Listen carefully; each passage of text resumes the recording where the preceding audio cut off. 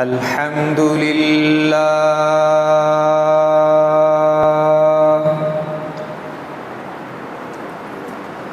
الحمد للہ الذی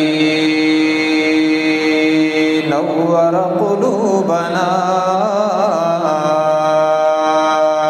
بنور الایمان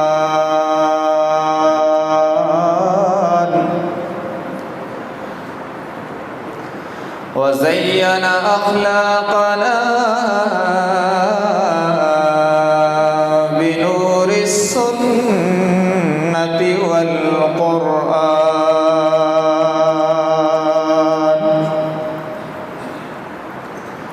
والصلاة والسلام على سيد الأنبياء محمد الذي أنزل عليه الفرقان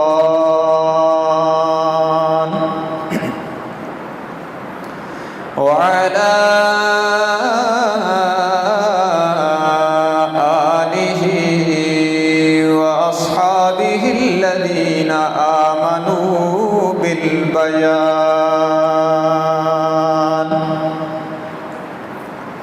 أما بعد فأعوذ بالله من الشيطان الرجيم بسم الله الرحمن الرحيم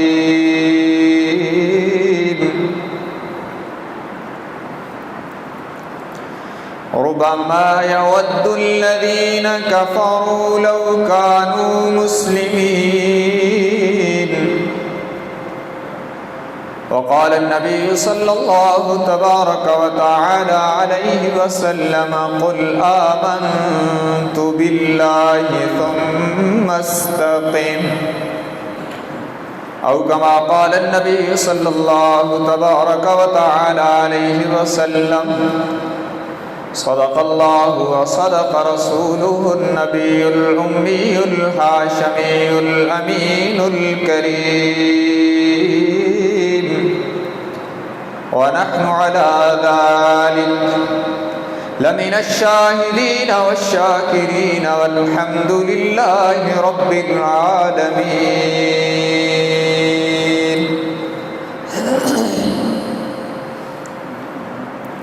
واجب الاحترام علماء کرام، بزرگان محترم، عزیز ساتھیوں، میں آپ حضرات کے سامنے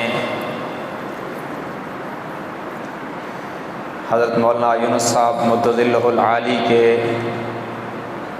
دیے ہوئے عنوان پر چند باتیں عرض کرنے کی کوشش کروں گا، لیکن ان سے پہلے یہ گزارش کرتا ہوں کہ یہاں بولنے کا رواج نہیں ہے یا آپ کو سمجھ نہیں آ رہی ہے؟ اتنی خاموشی سے آپ سماعت فرما رہے ہیں، اور میں تو معذور آدمی ہوں، آنکھوں سے دیکھ بھی نہیں سکتا، تو میں تو یہی سمجھوں گا کہ مجھے الگ بٹھا کے ویڈیو بنا رہے ہیں۔ تو آپ سبحان اللہ تو کہیں یار۔ سبحان اللہ کہنے پر نہ خرچہ ہے نہ پرچہ ہے، بلکہ جنت میں چرچا ہے۔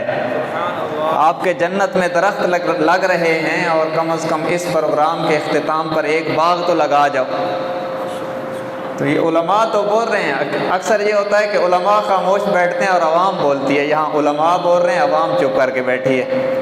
ہماری شریعت میں ایسا چپ کا روزہ بھی نہیں ہے۔ وہ انی نذرت للرحمن صوما والی بات حضرت مریم کے لیے تھی، ہمارے لیے تو نہیں ہے۔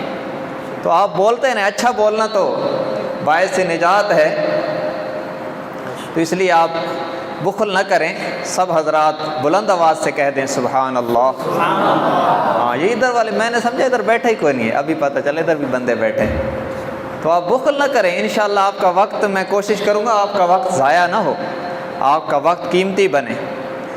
مجھے موقع ملا میں ان علماء کو سبق سناؤں، اور آپ حضرات کی جو ہے، آپ حضرات کے ذوق کی تسکین کروں۔ تو آپ بولیں گے تو میں بھی بولوں گا نا، مجھے پتہ چلتا رہے بیٹھے ہیں، اگر آپ چپ کر جائیں گے تو میں شک پڑ جائے گا کہ چلے تو نہیں گئے اٹھ کے۔ تو اس لیے آپ نے جو ہے بولتے رہنا ہے، اور یہ ایسا تو نہیں ہے کہ آواز ٹکراتی ہے تو آپ کو سمجھ ہی نہیں آتی۔ اگر آپ کو سمجھ نہ آئے تو انتظامیہ کو بتا دیں، میں بغیر اس کے بھی بول سکتا ہوں، کوئی مسئلہ نہیں ہے۔ آپ بولتے رہیں تو مجھے سکون ملتا رہے گا، اور انشاءاللہ ذوق بڑھتا رہے گا، اور آپ کا بھی ایمان تازہ ہوتا رہے گا۔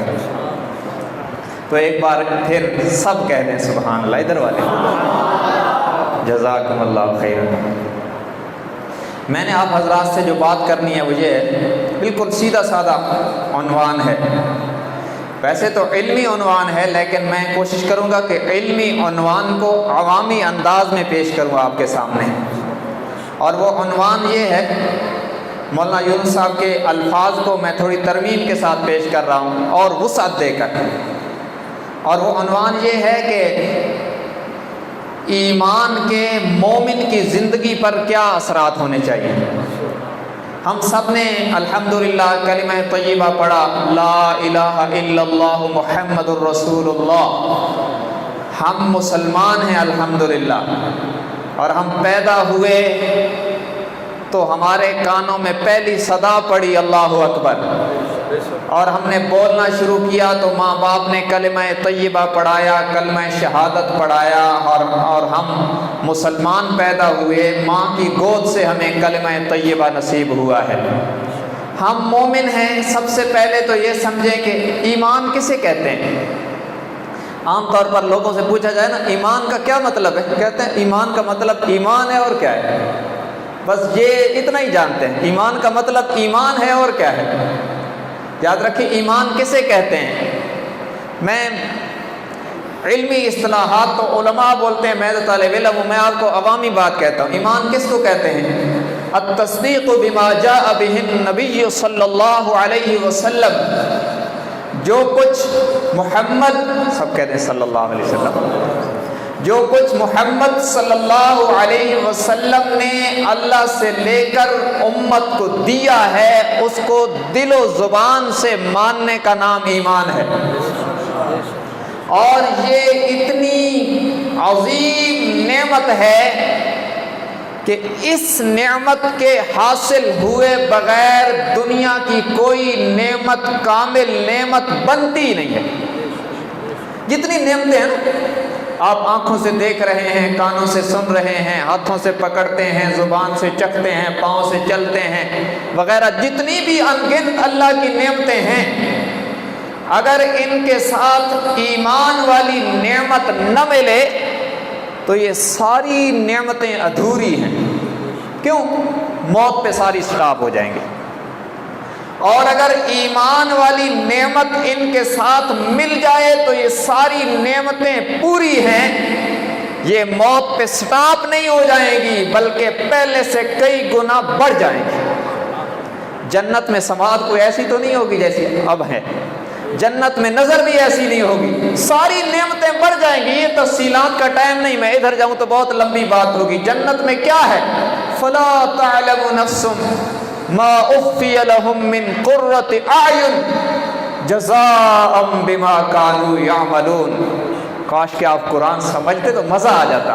کہہ دیں سبحان اللہ۔ اللہ فرماتے ہیں کہ کوئی نفس یہ نہیں جانتا کہ ہم نے ان کی آنکھوں کو ٹھنڈا کرنے کے لیے کیا کیا انتظامات کر رکھے، اور یہ انتظامات ملیں گے ایمان کی برکت سے۔ اگر ایمان نہ ہوا تو موت پر دنیا کی ساری نعمتیں سٹاپ ہیں، آگے عذاب ہی عذاب ہے۔ تو یہ اتنی قیمتی نعمت ہے کہ اس کے بغیر کوئی نعمت بنتی نہیں ہے۔ اب اس نعمت کے حاصل ہو جانے کے بعد مومن کی زندگی میں، مومن کی عملی زندگی پر اس کے اثرات کیا ہونے چاہیے؟ سب سے پہلی بات تو یہ ہے کہ ایمان کی نعمت حاصل ہو جانے کے بعد مومن کو اس کی قدر ہونی چاہیے۔ دیکھیں نا، بعض ہمارے ناواقف سیدھے سادے مسلمان کم فہمی اور کم علمی میں مبتلا ہوتے ہیں اور کہہ دیتے ہیں، مسلمانوں کی موجودہ بدعمالی کو دیکھ کر کہہ دیتے ہیں بادشاہ چھوڑو، ہم سے تو کافر ہی اچھے ہیں۔ معاذ اللہ، یہ بڑی ناقدری کا جملہ ہے۔ کافر جتنا مرضی رفائی کام کرتا رہے، ہمارے گئے گزرے مسلمان سے بھی بدتر ہے۔ ہمارا گیا گزرا مسلمان بھی رفائی کام کرنے والے کروڑوں کافروں سے بہتر ہے، اس لیے کہ کافر موت کے بعد ہمیشہ کی جہنم میں جائے گا۔ مسلمان جتنا گناہگار کیوں نہ ہو، اگر اس کا خاتمہ ایمان پہ ہو گیا تو ایک وقت میں جنت اس کے لیے یقینی ہے۔ اور میں اپنی طرف سے نہیں کہہ رہا، جو میں نے آیت پڑھی ہے نا 14 پارے کی پہلی آیت ہے، اس کی تفسیر میں علماء نے لکھا ہے کہ جب کفار کے ساتھ گناہگار مسلمان بھی جہنم میں جائیں گے، اللہ ہمیں محفوظ فرمائے۔ سب کہتے ہیں آمین۔ ادھر والے بولو یار، مجھے نہیں پتہ چلتا کہ بیٹھے ہیں کہ نہیں بیٹھے، آپ بولتے رہے، کہو آمین۔ اللہ آپ سب کو، ہم سب کو جنت میں اکٹھا کر دے۔ جب گناہگار مسلمان سزا کے طور پر جائیں گے تو کافر انہیں طعنہ دیں گے کہ تم نے کہا تھا کلمہ پڑھو تو جنت ملتی ہے، ہم نے تو نہیں پڑھا تو جہنم میں آئے ہیں، تم نے پڑھا ہے تو تم کیوں آئے ہو؟ تو اب یہ پکاریں گے کہ یا اللہ فاعترفنا بذنوبنا، ہمیں اعتراف ہے اپنے گناہوں کا، اپنی خطاؤں کا، اپنی نافرمانیوں کا۔ یا اللہ سب کچھ گوارا ہے، لیکن اللہ تیرے دشمنوں کے طعنے تو نہیں سنے جاتے۔ یا اللہ یہ تو نہ سنا۔ اللہ جلال میں آئیں گے اور بارگاہ الہی سے آرڈر ہوگا، جس کے دل میں رائی کے دانے کے برابر بھی ایمان ہے، ان سب کو جہنم سے نکال کر جنت میں بھیج دو۔ اس وقت کافر کہیں گے لو کننا مسلمین، کاش کہ ہم بھی مسلمان ہیں۔ لیکن اس وقت کا کاش کام نہیں آئے گا، آج وقت ہے۔ تو ایمان اتنی بڑی عظیم نعمت ہے، اس کی قدر ہونی چاہیے۔ ہم الحمدللہ کہیں۔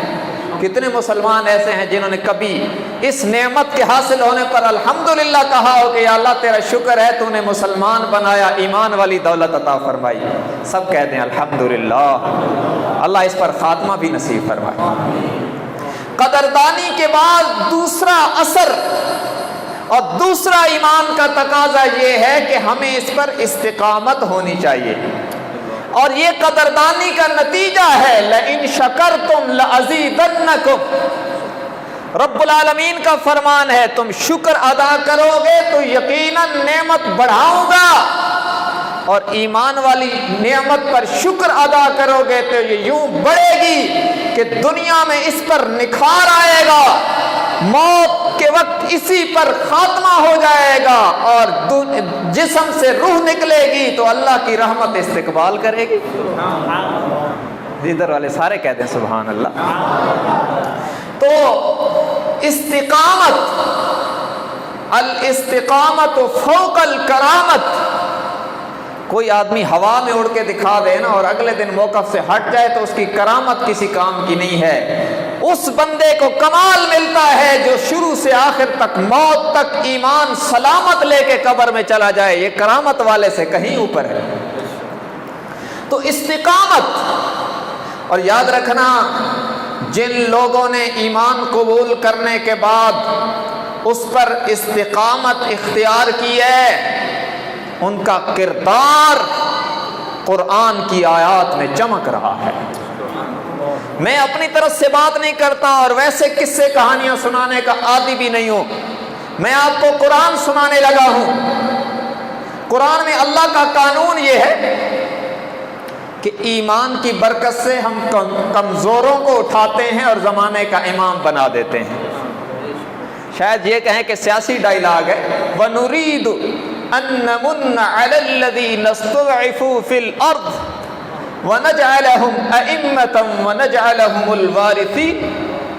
یہ کوئی میرے لفظ نہیں، قرآن کے لفظ ہیں۔ سورۃ القصص 20واں پارہ، سورۃ القصص کا پہلا رکوع ہے۔ اللہ فرماتے ہیں ہم کمزوروں پر احسان کر کے انہیں اٹھاتے ہیں، انہیں دولت ایمان عطا کر کے زمانے کا امام بنا دیتے ہیں۔ یہ رب کی شان ہے۔ تو جنہوں نے استقامت اختیار کی ان کا کردار قرآن کے صفحوں پر چمک رہا ہے۔ اور میرے آقا حضرت محمد صلی اللہ علیہ وسلم سب کہہ دیں صلی اللہ علیہ وسلم. بھائی جو درود شریف کثرت سے پڑھے گا قیامت کے دن حضور کی سفارش میں اس کا نمبر اتنا جلدی آئے گا جتنا یہاں درود زیادہ پڑھے گا. سب کہہ دیں صلی اللہ علیہ وآلہ وسلم تسلیما کثیرا کثیرا. حضور علیہ السلام نے بھی ان لوگوں کی تعریف کی. دیکھیں حضور سفر معراج پہ تشریف لے جا رہے ہیں. مسجد اقصی سے آپ کی سواری بلند ہوئی تو مصر کی طرف سے خوشبو آئی. آپ نے پوچھا جبرائیل یہ خوشبو کیسی ہے؟ تو جبرائیل علیہ السلام نے وہ ایک مومنہ خاتون کا واقعہ سنایا. صنف نازک ہے, کمزور مخلوق ہے. انہوں نے بتلایا کہ فرعون کی ایک باندی تھی, نوکرانی نہیں. یاد رکھنا نوکرانی والا لفظ باندی پر فٹ نہیں ہوتا, اس لیے کہ یہ علماء جانتے ہیں نوکر وقت کا ملازم ہوتا ہے. 8 گھنٹے ڈیوٹی, اس کے بعد اس کی چھٹی ہے, جو مرضی ہے کرے. باندیاں اور غلام جو ہوتے تھے وہ 24 گھنٹے آپ کے ہیں. حتیٰ کہ اگر غلام مرد کہیں نکاح بھی کر دے تو آقا کی اجازت کے بغیر اس کا نکاح ہی نہیں ہوتا. اتنی سخت یہ غلامی کی نچلی ترین سطح ہے. تو فرعون کی باندی اس کی بیٹیوں کے سر میں کنگھی کرنے والی خاتون ہے. کتنی کمزور ہے, کتنے نچلے درجے میں ہے, اور پھر ایمان کی برکت سے اللہ نے کیسے اٹھایا ہے ابھی آپ دیکھیں.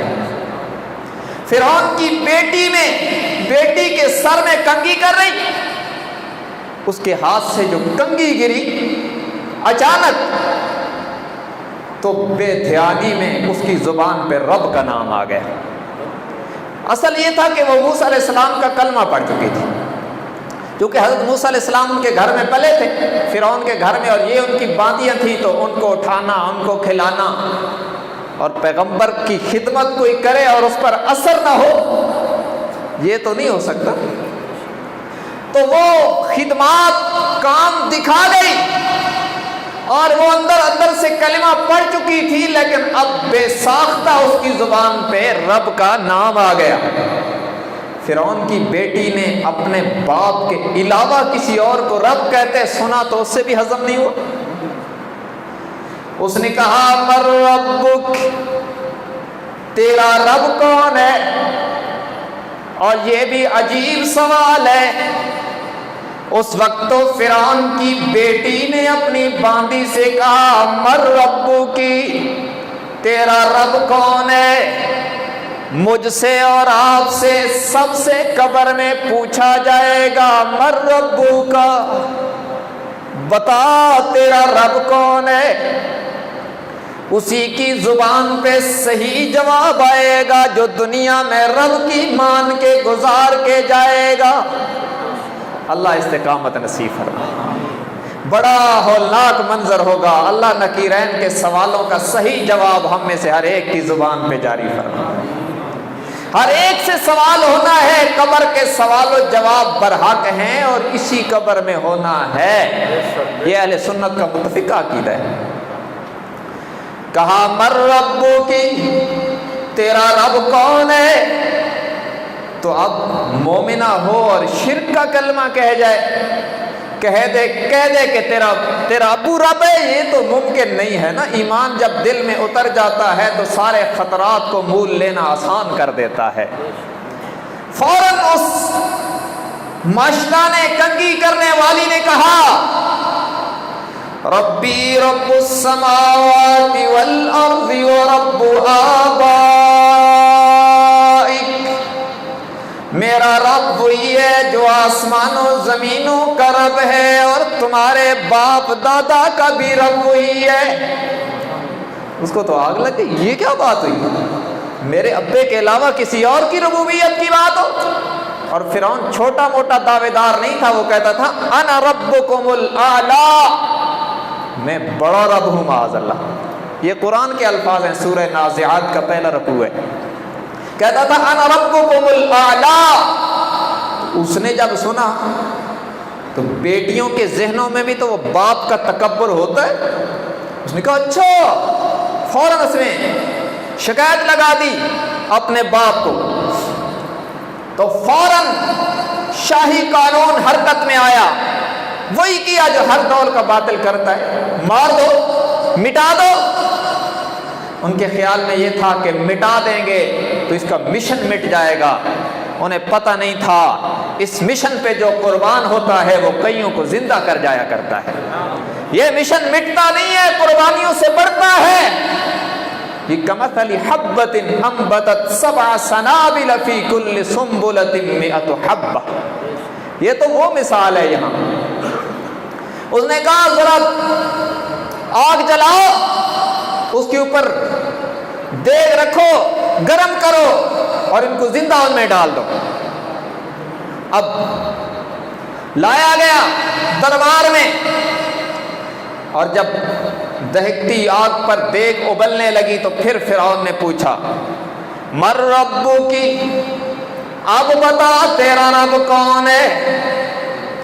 اس نے کہا ربی رب السماوات والارض ورب کل شیء وربک، میرا رب وہی ہے جو آسمانوں زمینوں کا رب ہے، ہر چیز کا رب ہے، اور جناب تمہارا بھی رب وہی ہے۔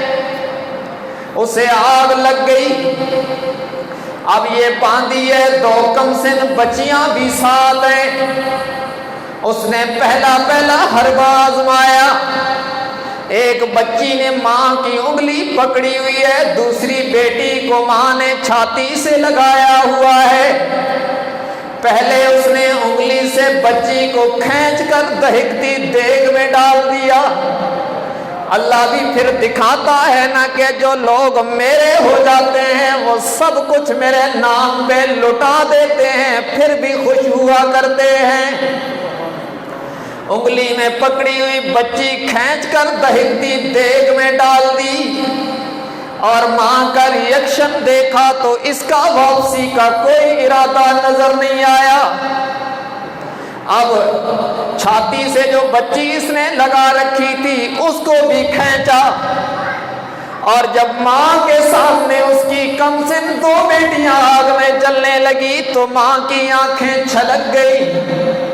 آخر ماں کی محبت، ماں کی ممتا، آنکھوں سے آنسو کی لڑیاں جاری ہو گئی، اور ادھر سے رب کو بھی جلال آیا۔ اللہ نے اپنی قدرت کا عظیم نظارہ دکھایا۔ میں عرض کیا کرتا ہوں ہر دور کا باطل آگ جلاتا ہے، اور ہر دور میں رب نار کو گلزار بنا دیتا ہے۔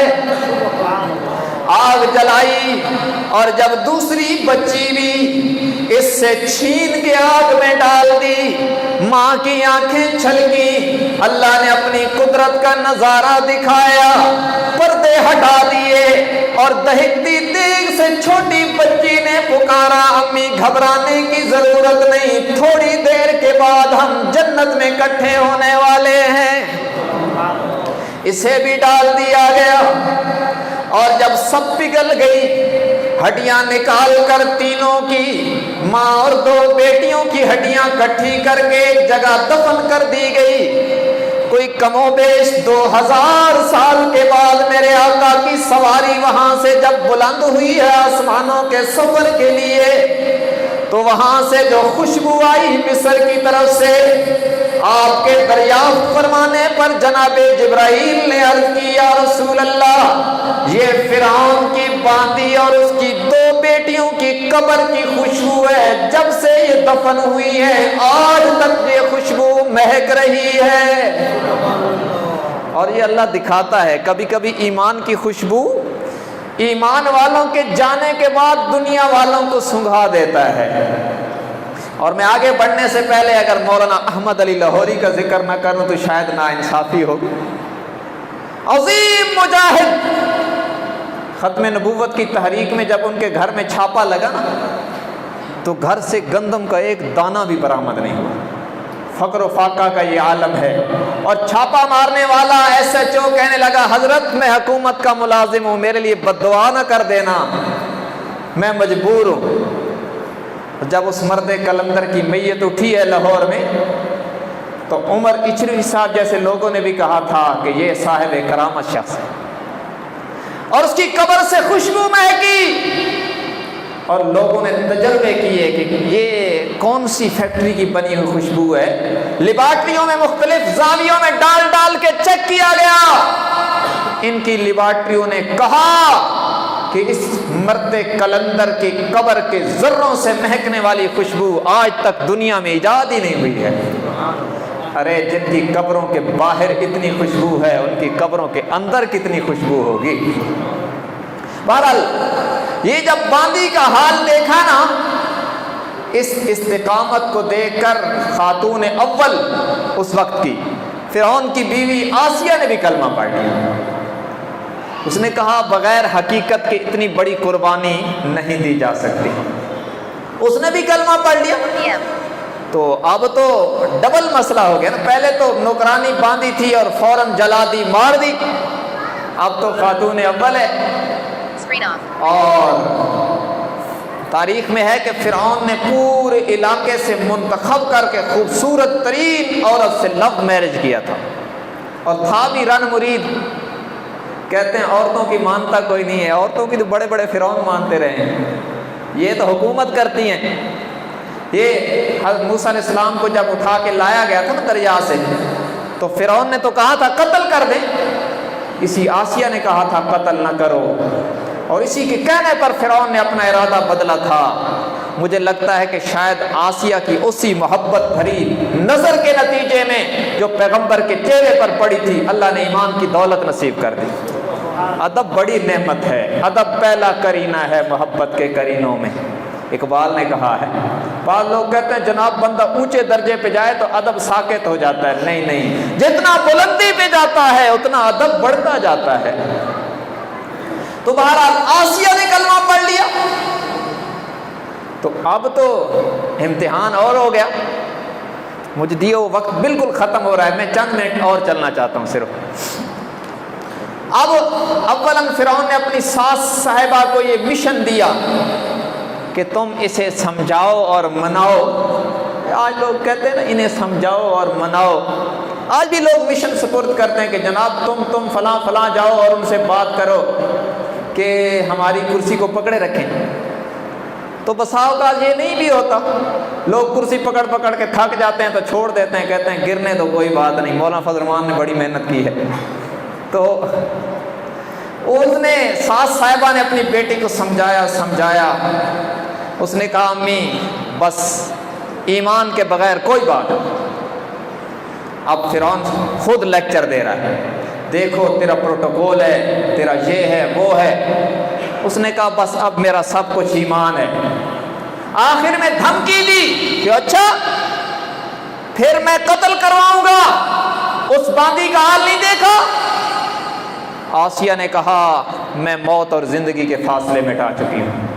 کہہ دیں سبحان اللہ۔ تو اس نے سزا دلوانا شروع کیا، اور آسیہ کی استقامت کو قرآن میں اللہ مجھے یوں لگتا ہے کہ بڑے ناز بھرے انداز میں بیان کر رہا ہے۔ سورہ تحریم کی آخری آیات، وَضَرَبَ اللَّهُ مَثَلًا لِّلَّذِينَ آمَنُوا امْرَأَتَ فِرْعَوْنَ إِذْ قَالَتْ رَبِّ ابْنِ لِي عِندَكَ بَيْتًا فِي الْجَنَّةِ وَنَجِّنِي مِن فِرْعَوْنَ وَعَمَلِهِ وَنَجِّنِي مِنَ الْقَوْمِ الظَّالِمِينَ۔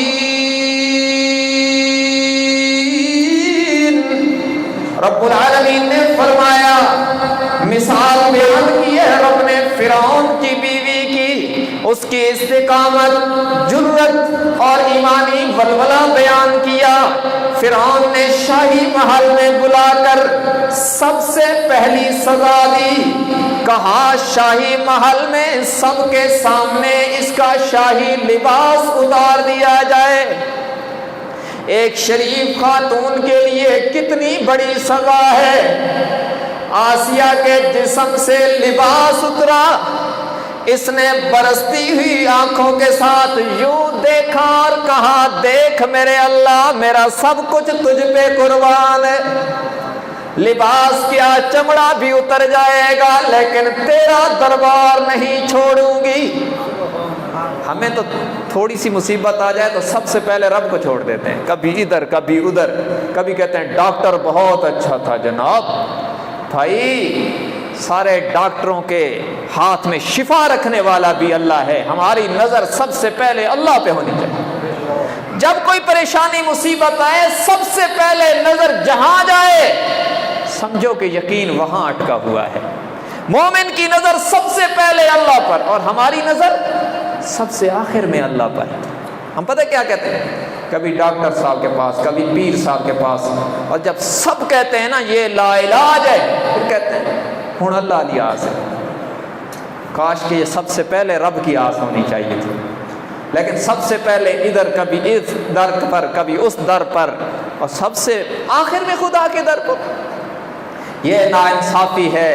سب سے پہلے صلاۃ الحاجت پڑھ کے اللہ سے مانگو، کہو یا اللہ ڈاکٹر کے پاس بھی اس لیے جا رہا ہوں کہ آپ کے محبوب کا طریقہ ہے، ورنہ شفا اس کے پاس نہیں، شفا آپ کے پاس۔ پھر مزہ ہے نا ایمان کا۔ عنوان مجھے بڑا کھلا دیا اور اب وقت کا دامن تنگ ہو رہا ہے، میں آگے بڑھنا چاہتا ہوں۔ آسیہ نے کہا یا اللہ دیکھ سب کچھ تجھ پہ قربان ہے، لباس اتر گیا۔ اب اس نے جلادوں سے کہا اسے لٹا دو، اس کا چہرہ میرے محل کی طرف کر کے اس کے ہاتھوں اور پاؤں میں میخیں ٹھونک دو۔ وَفِرْعَوْنَ ذِي الْأَوْتَادِ،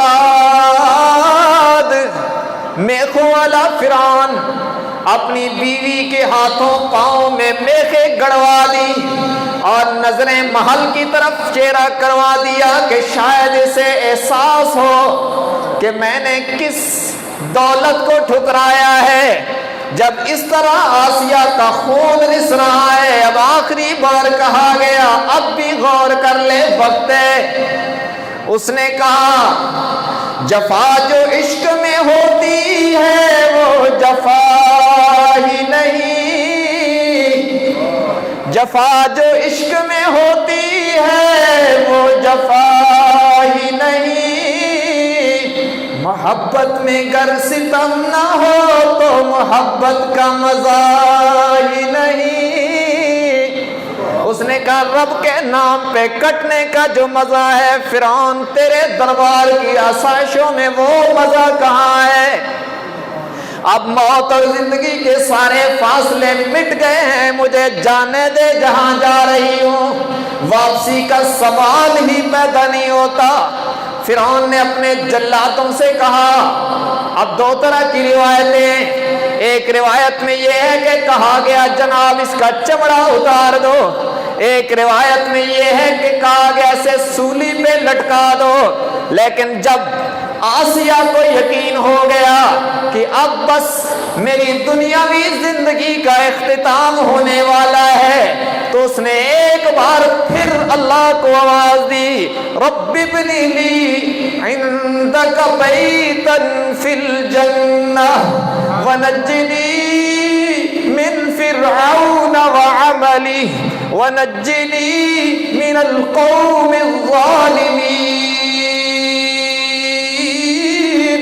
اللہ فرعون اور اس کے ظالموں سے، فرعون اور اس کے کارندوں سے نجات عطا فرما دے، مجھے جنت میں اپنا قرب عطا فرما دے۔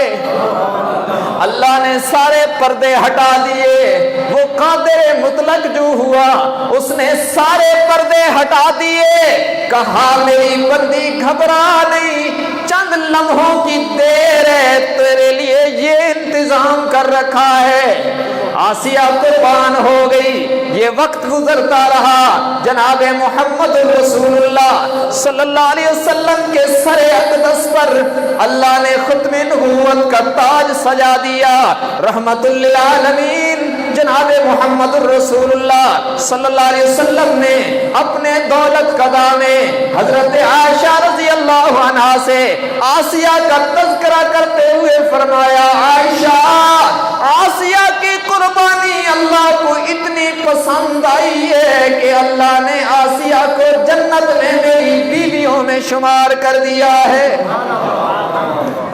وہ وقت کا بادشاہ ٹھکرایا تو رب نے کہا مجھے بھی رب نہ کہنا، تجھے نبیوں کا امام نہ دوں تو ایمان کا تقاضا ہے کہ استقامت رہے، یوں نہیں کہ ذرا سا جھٹکا لگا تو پھر ایمان چھوڑ دیا۔ استقامت ہونی چاہیے، اور ایمان سب سے پہلی ترجیح۔ میں اللہ مجھے معاف کرے، خود ثنائی نہیں، اظہار نعمت کے طور پر عرض کرتا ہوں، میرا بیٹا بیمار ہوا، 2 سال کا، فوت ہو گیا، اس کو 2 سال میں کینسر ہو گیا۔ مجھے کہا گیا فلاں در فلاں در فلاں در، اور ایک صاحب کے پاس وہ لے جانا چاہتے تھے، اور وہ یوں ہے کہ پیری کا لبادہ ہے لیکن داڑھی روزانہ صاف کرتے ہیں۔ تو میں نے کہا جس کے چہرے پر آمنہ کے لال کی سنت نہیں، اس کے در پہ فیض کہاں ہوگا؟ نہیں ہو سکتی، نہیں ہو سکتا۔ یہ مجھے کہا گیا بیٹا مر جائے گا، میں نے کہا اللہ نے اس کی موت لکھی ہے، مر جائے، ایمان پہ سودے بازی نہیں۔ وہ مر گیا، مگر رب بھی بڑا غیور ہے، اللہ نے سال پورا ہونے سے پہلے مجھے دوسرا دیا۔ تو یہ کوئی بات ہے؟ ہم ذرا سی مصیبت آئے تو فلاں حساب والا اور فلاں گنڈے تعویذ الٹے سیدھے لکھنے والے۔ اچھے تعویذوں کا میں منکر نہیں ہوں، کبھی فتویٰ نہ لگا دینا، قرآن لکھا جائے آداب کے دائرے میں، شریعت کے دائرے میں، اچھی بات ہے، لیکن لوگ جو جنتر منتر لکھتے ہیں، کاروباری لوگ بیٹھے ہیں ایمان لوٹ لیتے ہیں، وہ اس طرح کے لوگوں کے پاس جانا ایمان لٹوانا ہے۔ مذہبی ڈاکو بھی لوگ ہوتے ہیں، تو ہمیں سب سے پہلے ایمان کو دیکھنا چاہیے۔ اور بس آخری بات 1 منٹ کی، کہ ہمارا جو رب سے رشتہ ہے نا، بہت سارے ہم ہیں جن کا اللہ سے دکھ کا رشتہ تو ہے، سکھ کا نہیں ہے۔ کیا مطلب؟ بندہ بیمار ہو گیا تو کہتے ہیں صدقہ کر دو، اللہ مصیبت ڈالتا ہے، ٹھیک ہے، اچھی بات ہے، اور مر گیا تو مولوی صاحب کو بلاؤ، سنت کے مطابق غسل دیں، کفن کے کتنے کپڑے ہیں استاد جی سے پوچھو، اور جناب قبر میں کیسے اتارنا ہے، ساری باتیں امام صاحب سے پوچھ کے کریں گے، یہ دکھ کا رشتہ ہے۔ اور جب شادی کرنی ہوگی تو کہتے ہیں مولوی صاحب کو نکاح کی فیس دے کے فارغ کر دینا، باقی ہم اپنی مرضی کریں گے۔ تو یہ خوشی کا رشتہ بھی رب سے ہونا چاہیے جو نہیں ہے۔ میں وقت نہیں کہ میں اس کے اوپر بھی حدیث پڑھوں، اللہ کے نبی نے فرمایا جو لوگ خوشیوں اور غمیوں میں اللہ کو یاد کرتے ہیں، سب سے پہلے وہ جنت کی طرف بلائے جائیں گے۔ ہم خوشیوں میں رب کو بھول جاتے ہیں، کہتے ہیں یار یہ بھی کرنا ہے ورنہ فلاں ناراض، یہ بھی کرنا ہے ورنہ فلاں ناراض۔ یہ کوئی نہیں پرواہ کرتا کہ یہ نہیں کرنا ورنہ اللہ اور اللہ کا رسول ناراض ہو جائے گا۔ تو ہماری خوشیاں اور غمیاں اللہ اور اللہ کے رسول کے طریقوں کے مطابق ہوں، یہ ایمان کا اثر ہے جو مومن کی زندگی پر ہونا چاہیے، جو آج نہیں ہے۔ بہرحال میں نے اپنے دیے ہوئے عنوان پر چند مختصر سی باتیں عرض کی، عنوان بڑا وسیع ہے، تو انشاءاللہ مولانا یونس صاحب محبت والے ساتھی ہیں، یہ مجھے بلاتے رہتے ہیں، انشاءاللہ پھر کسی اور وقت میں جب مجھے 1.5 گھنٹہ دیں گے نا تو انشاءاللہ اور وسیع بات ہوگی۔ آخر میں ان کی اجازت سے اپنی طرف سے ایک اعلان کر رہا ہوں کہ اس طرح کے 20 بیانات اور تلاوتیں اور نعتیں اور وظائف آپ سننا چاہیں تو انٹرنیٹ کی دنیا میں جو لوگ ہیں وہ یوٹیوب پر لکھ دیں محمد دلاور نعمانی، یہ 3 لفظ محمد دلاور نعمانی، تو آپ کو وہاں پر میرے جمعے کے بیانات بھی ملیں گے، جلسوں کے بیانات بھی ملیں گے، تلاوتیں، نعتیں، وظائف، ہر چیز ملے گی، مسائل بھی ملیں گے۔ تو اس کار خیر میں ہمارا تعاون فرمائیں۔ باقی انشاءاللہ قاری ذکی اللہ صاحب کے سامنے میں نے آج یہ بات کی ہے، میں اپنے لیے بڑی نعمت سمجھتا ہوں۔ اگر کہیں کوئی خطیبانہ مد ہو گئی ہو تو ان سے معذرت کرتا ہوں۔ میں کوشش کرتا ہوں کہ خطیبانہ طرز پر بھی تجوید کو سامنے رکھوں، لیکن کبھی کبھی خطیب آزاد بھی ہو جاتے ہیں نا۔ اللہ تبارک و تعالی ہم سب کو قرآن و سنت کی صحیح سمجھ اور اس پر عمل کی توفیق عطا فرمائے۔ وآخر دعوانا ان الحمد للہ رب العالمین۔